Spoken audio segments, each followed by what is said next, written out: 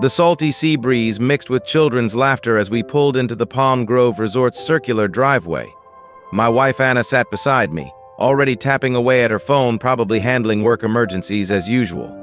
In the back seat, our kids Max and Sophie pressed their faces against the windows, eyes wide with excitement. My parents, following in their car behind us, honked twice in celebration. We had finally arrived at what I had meticulously planned to be the perfect family vacation.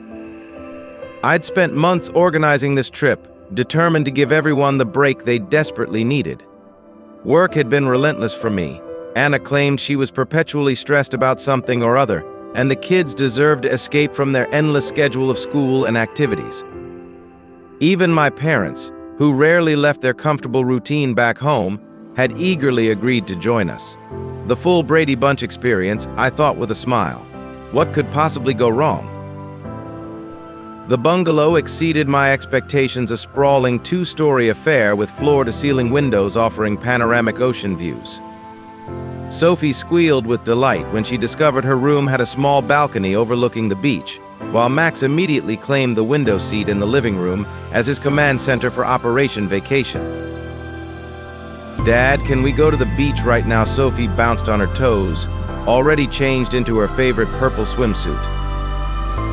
"Let's at least unpack first," sweetheart, Anna interjected, not looking up from her phone. I caught the slight eye roll from Sophie. She was used to her mother's constant distraction. "How about you and Max help Grandpa with the cooler while I get the rest of the bags?" I suggested, earning enthusiastic nods from both kids. My father winked at me as he shepherded them toward the car, already launching into one of his famous "when I was your age" stories. My mother touched my arm as she passed. "You've done a wonderful job planning this, dear. It's exactly what we all needed." If only she knew how right and wrong she was about to be. The first few days were picture perfect, like something out of a travel brochure. The kids spent every possible moment in the water, their excited screams mixing with seagull calls and the rhythmic crash of waves. My parents rediscovered their romantic side, taking long walks on the beach hand in hand, stopping to collect shells or simply watch the sunset. They looked younger somehow, more carefree than I'd seen them in years. Even Anna seemed to finally relax, though she never strayed far from her phone. She spent most days lounging by the pool in designer swimwear, alternating between frozen margaritas and what she claimed were important work emails. I chose to believe her after 15 years of marriage. Sometimes believing the lie is easier than confronting the truth. But paradise has a way of cracking, and our perfect vacation was about to shatter like a shell under a careless foot. I wasn't snooping, I want to be absolutely clear about that. I was simply borrowing Anna's phone to take photos of the kids building their most ambitious sand castle yet. Max had insisted on a moat with actual water, and Sophie was carefully placing seashells along the turrets. It was a moment worth capturing, and my phone had died an hour earlier. That's when the message preview popped up. "Mike can't wait to see you. Same spot as discussed? Miss how you taste." I blinked, my thumb hovering over the notification. Mike? Who the hell was Mike? A voice in my head urged me to ignore it, to preserve what was left of our vacation's perfection. But another voice, louder and more insistent, demanded the truth. One scroll revealed everything. The messages went back months. Late-night meetings that never appeared on her calendar. Inside jokes and suggestive photos. Plans to meet at this very resort, carefully coordinated around my schedule with the kids. Each message was another knife in my back, another confirmation that the woman I'd loved for 15 years had been living a double life. "Daddy, come see the drawbridge we made." Sophie's voice snapped me back to reality. I quickly locked the phone, plastering on a smile I didn't feel. "Coming, princess," I called back, my mind already racing with plans. If Anna thought she could play this game, she had seriously underestimated her opponent. That night, while the bungalow slept, I sat on the balcony and set my plan in motion. First, I called Matt, my lawyer and longtime friend. "Jesus," he muttered after I explained the situation. "You're sure about this?" "I've got screenshots of everything I confirmed." my voice steady despite the rage simmering beneath. I need divorce papers drawn up, and I need them delivered here, at the resort. That's a bit theatrical, don't you think? She's meeting her lover here, Matt, while on vacation with our kids and my parents. Theatrical doesn't even begin to cover what she deserves. He sighed, but agreed. I'll have everything ready in 2 days. Just be careful, all right? Don't do anything stupid before the papers are served. Next, I made several strategic social media posts, making sure to tag our location and include plenty of family photos. Anna wasn't the only one who could set a trap. The next morning, I watched Anna closely over breakfast. She seemed distracted, checking her phone more frequently than usual. My parents had taken the kids to the resort's mini golf course, giving me the perfect opportunity to implement the next phase of my plan. I'm thinking of taking a walk on the beach, I announced casually. Care to join me? Anna glanced up, a flicker of something panic crossing her face. Oh, I actually have a spa appointment this morning. Maybe later. Sure, I smiled, noting how she relaxed slightly. Later. I waited 15 minutes after she left before following. The resort spa was on the opposite side of the property from where she was heading. Another lie to add to the growing pile. I spotted him before she did. Tall, tanned, and walking with the confident stride of someone who thought they were untouchable. Mike. He was heading straight for the private cove area, exactly where Anna was waiting. Perfect. Hey, over here, I called out, waving enthusiastically. Anna's head snapped up at my voice, and I watched with satisfaction as the color drained from her face. Mike, still blissfully unaware, changed course and headed toward me.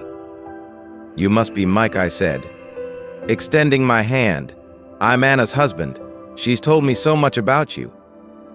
The look of sheer panic on Anna's face was almost worth the betrayal. Almost. But the best part was yet to come. Right on cue, a man in a suit approached, envelope in hand. Anna Thompson, he asked formally. Why, yes, she stammered, still looking between Mike and me in horror. You've been served, he handed her the envelope with a polite nod and walked away, leaving us in a triangle of delicious tension. Mike, finally catching on, took a step back. I should go. Oh no, I smiled, all teeth and barely contained rage. Please stay. I think we all have a lot to discuss. The next few days were a carefully choreographed dance of tension and forced normalcy. Anna tried every trick in her considerable playbook: tears, threats, promises to change. She cornered me on the balcony one evening, her voice trembling with what I assumed she thought was convincing remorse. Please, she pleaded, we can fix this. It was a mistake. One stupid mistake. Think about the kids. I laughed, a harsh sound that surprised even me. Oh, now you're thinking about the kids? Should have thought about them before you started sneaking around with Mike. Should have thought about them when you were planning to meet him here, of all places. Her face hardened, mask slipping to reveal the calculating woman beneath. You think you're going to get full custody? I'm their mother. And I have every message, every photo, every piece of evidence of your affair, I countered calmly. How do you think that'll play in court? How do you think a judge will view a mother who brought her lover to a family vacation? She stormed off, but I knew this wasn't over. Anna wasn't used to losing control. She spent the next few days alternating between icy silence and desperate attempts to talk. She tried cornering me again at dinner, while the kids were distracted with dessert. You're making a huge mistake, she hissed across the table. You really think you can handle everything on your own? The kids' schedules, the house, your job. I just smiled. Better than handling your lies. The kids, thank God, remained largely oblivious to the drama unfolding around them.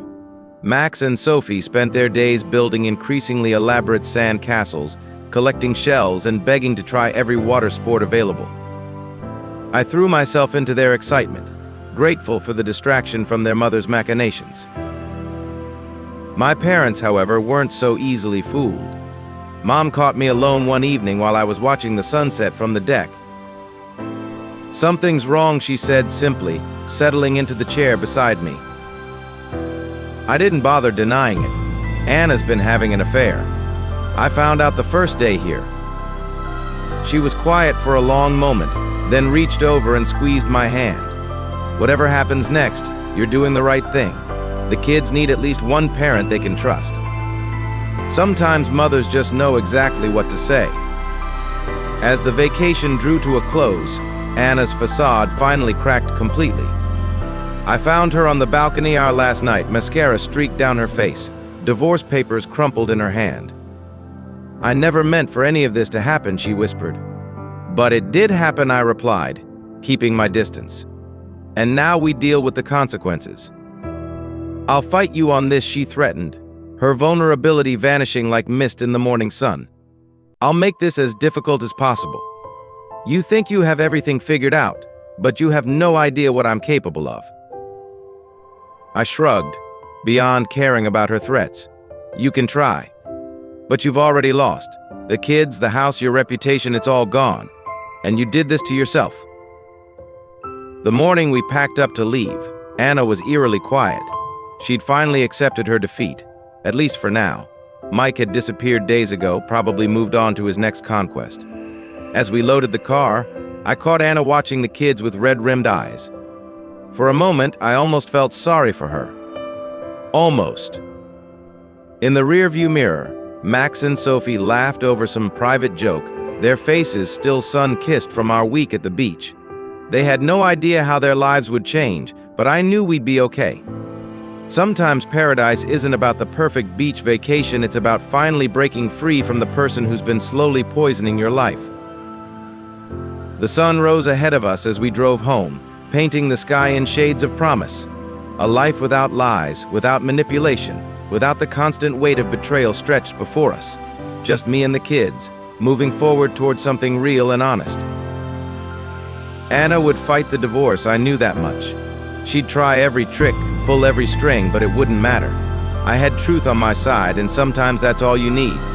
The evidence was ironclad, the lawyers were ready, and I was finally completely done with her games. As we hit the highway, Sophie asked from the back seat, "Can we come back next summer, Dad?" I caught Anna's flinch in the mirror and smiled. "Sure, sweetheart. Next time will be even better." Because sometimes the perfect family vacation isn't about having the perfect family, it's about having the courage to let go of what's broken and build something new from the pieces that remain. And as the beach disappeared behind us, I knew we were headed toward exactly that. Life isn't about maintaining a perfect facade. It's about finding the strength to shatter it when necessary and create something real from the wreckage. Anna had chosen her path, and now I was choosing mine. The road ahead might be uncertain, but for the first time in years, it felt like we were finally heading in the right direction. Thanks for watching. Don't forget to like and subscribe if you enjoyed this video. See you in the next one.